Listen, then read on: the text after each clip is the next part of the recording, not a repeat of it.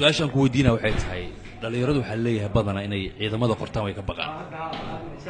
ma jeclaan lahayd inaad askari Soomaaliyeed aad noqoto wallahi nima maxaa ku diiday dooqayga ba aye aniga waa jeclaan lahaa inaan askari Soomaaliyeed noqdo hubbiga haween ilaa yaraatay askari Soomaaliyeed noqdo insha Allah maxaa ka hortaagan marka waxa iga hortaagan dhowr sababood askariga waddankeena maanta waa aragtay xaaladdu ku sugan yahay marka iyo askarta caalamka farqi weyn big difference waa u dhaxeeya marka askari adduunka arkayso macalinka iyo askariga awood badan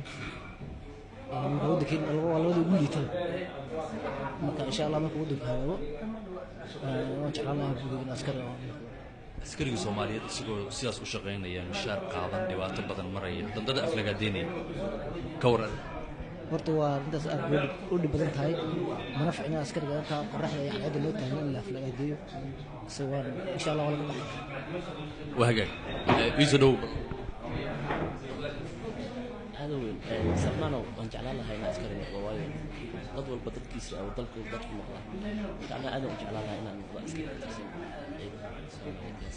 hadda maxaa ka hortaagan marka waxyaalo badan marxaladda dalka maray waa dareemi kartaa kolleeytay dhalinyaro badan askari noqdo waa dalka waa ku jiraan qaar ku jiraan laakiin askarta hadda dalka loo qabto waxaa la dhihi lahaa polisiyaal wahagaag haye سمعنا سنت مرة روحكم مع الأهلية وقتنا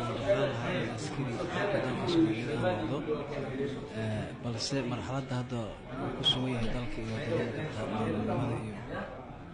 يابون كتاب هي الجريء لكن وجعل الله حرينا ودكي عن دفاع wahagaag سمعنا هذا ما سنتهي إن شاء الله وحنا جوينا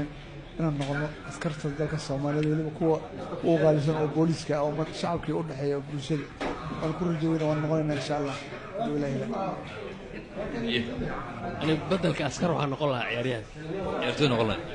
waliba kaftanka qaranka wadadaas ma haysaa aad iyo ku fiican ku badan wahagaag haye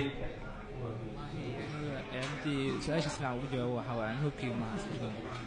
bigaaga ma waa بيجي وحوان education marka waxbarashada xooga saar haye saasoo kale adigu maxaa askariina noqolahay waa jeclaan lahaa laakiin hadda waqtigan xaadirta warshaaga haye والله السوق اللي وقت شيء ما يذكر warshad waxbarasho mooda إن شاء الله تلجأ أفلام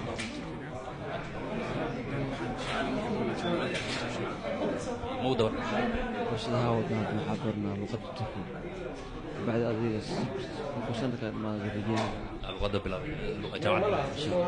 هذا بس